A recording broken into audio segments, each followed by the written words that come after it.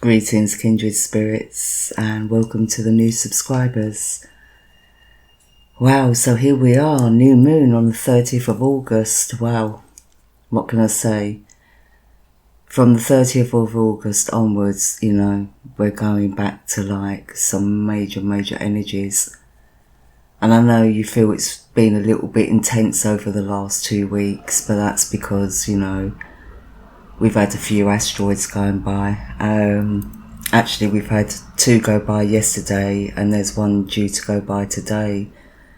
I'm recording on the 28th, so yeah, there's 1 due to go by today as well. We had 2 yesterday, so that can cause like headaches and stuff, and a lack of focus, lack of concentration.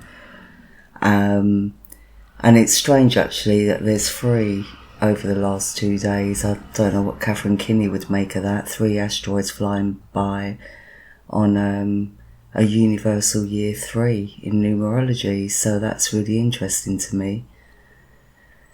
But anyway, we've all got to get back on the ball because like the energies are about to pick up again as we enter into kite season, and Saturn and Pluto are going to be going direct.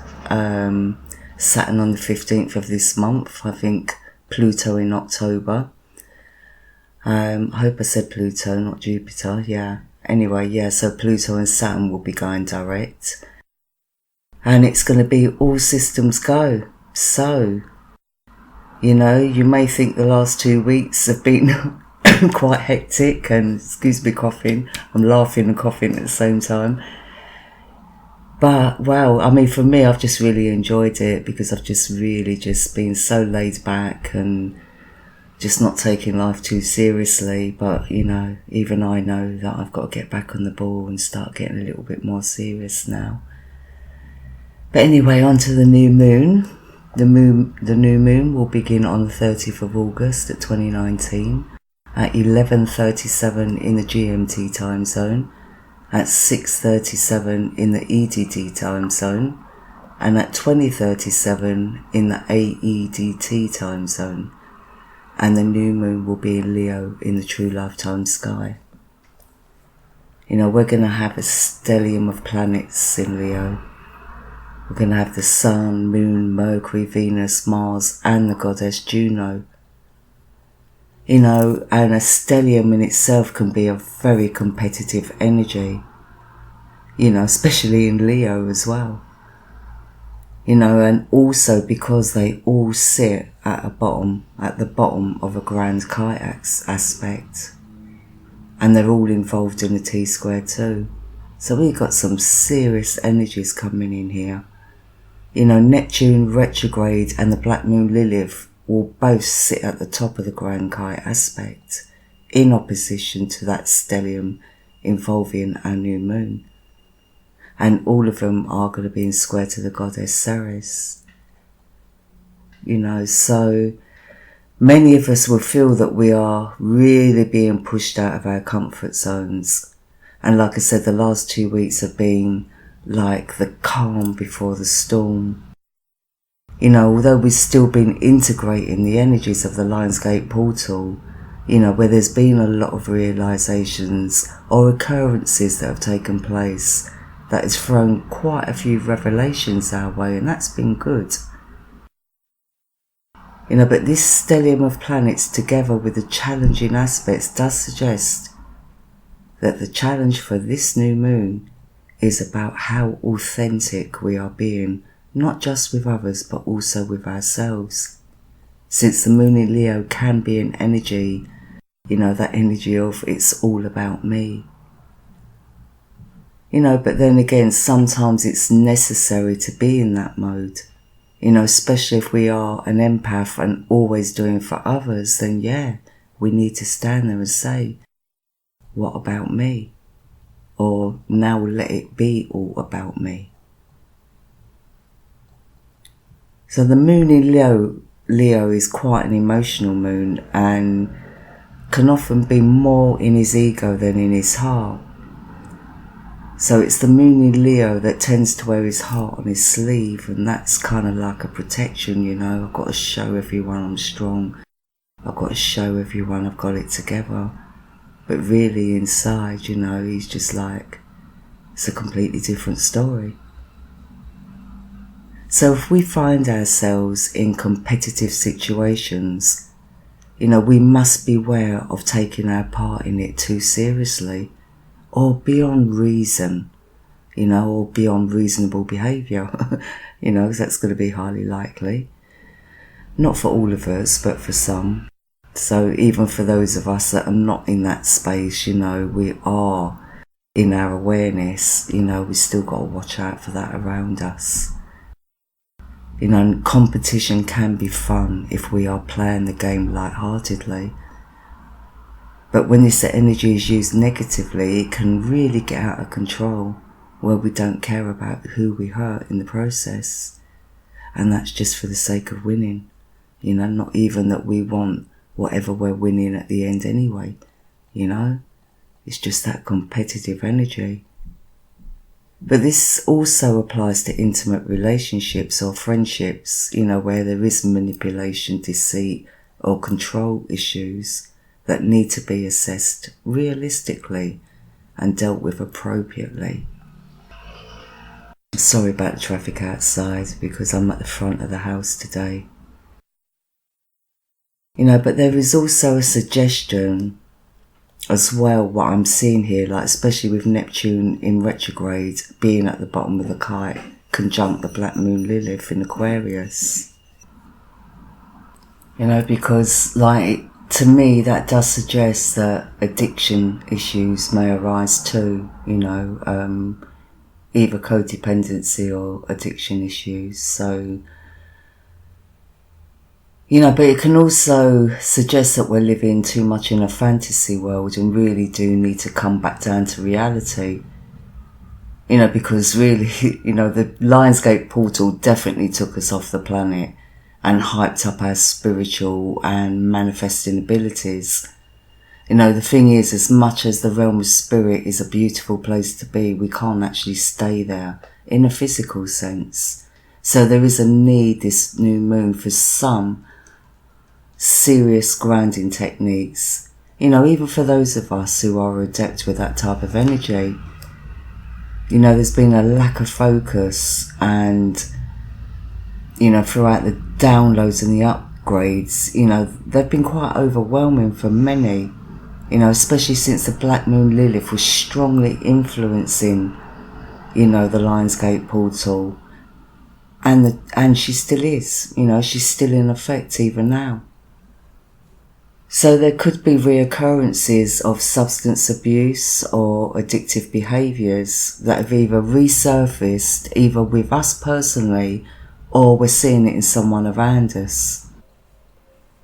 Or there could be a reflection or repeat of a past abusive relationship, or maybe we're still in that place, you know, and when I say abusive, I mean physically, mentally or emotionally. You know, because the Black Moon Lilith in Aquarius does bring up issues around abuse of power and control. And in conjunction to Neptune retrograding for Aquarius, shows that some may still be caught up in a cycle of self-deception, confusion or sorrow.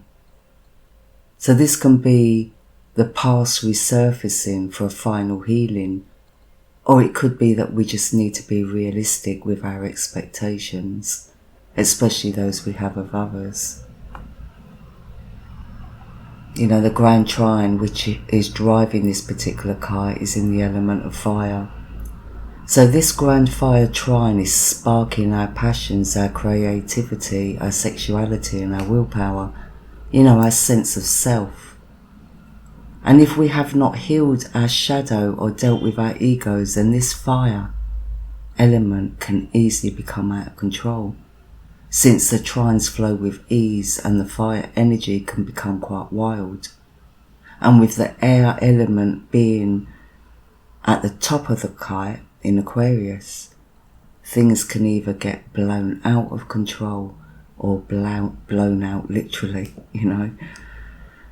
So we must watch out for taking for granted those things that we really need, you know, to put some focus and discipline into. You know, kites always bring in energies of extreme highs and lows. But in this particular case, the highs are really, really high, and the lows could be crushing. So we must use our power of discernment wisely, because we are still manifesting karma, as well as clearing karma. And it would be a shame to backtrack on all the work that we've already done. The T-square indicates a lot of misunderstandings and volatility, since again it involves the new moon stellium, Neptune retrograde and the black moon Lilith, which further emphasises the need for us to be in that place of inner strength and balance. Our concentration and focus can be quite off balance during this time. So I would definitely recommend that we don't rush into anything on the spur of the moment, and to seriously think things through, because the energies this new moon portrays that it is not, that everything is not necessarily as it seems. This will be a true test of our sovereignty and self-value. Maybe there is a disconnection from the self for some, whilst for others it could be an overwhelming desire to master and conquer. So if we are directing this energy though into our craft, then wow, some amazing stuff can be created throughout this time, especially when it comes to art and music, because our imaginations will definitely be fruitful, if not at times a little bit paranoid as well. That's why we've got to know ourselves and be in tune with ourselves.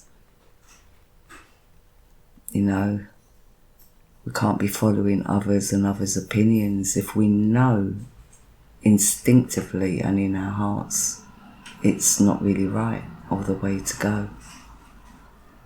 So on the 3rd of September, the kite actually reverses role, with the Sun, Mercury and Mars at the top. And they're all at 22 degrees. And Neptune will be in retrograde at the bottom.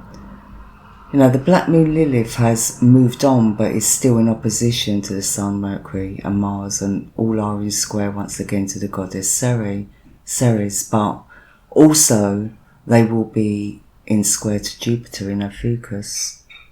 So this will be a time where we will experience the consequences of the new moon's energies, and we'll clearly see how that energy has affected us individually as well as globally. It's so important that we get ourselves into a good alignment with our inner strength and self-power, because from here on we will be witnessing some major shifts within our personal lives, as well as globally and collectively. We're being pushed way outside of our comfort zones now. And while some will embrace the changes taking place, like I am, I can't wait. Others will find them very difficult. So really it will depend on just how clued up we really are about life, love and reality. Now we'll have a double kite formation on the 4th of September. The first is a grand fire trine with the element of air at the helm, and the second a grand air trine with the element of fire at the helm. And the same double grand kite will still be in effect on the 5th of September too, alongside a yod, which is a very challenging aspect. So this will be where the shifts that are already happening will spike up and speed up. So in all, and regardless of the extreme mixture of planetary energies that will be bringing in quite a storm and rapid excursions, the one thing that stands out the most is that we need to stay grounded, focused and realistic. That is the bottom line. And that we also maintain or develop our own self-power, because that's the time we're coming into.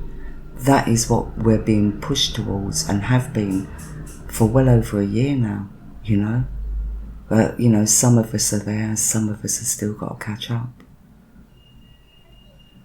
So as long as, we feel we're in that self-power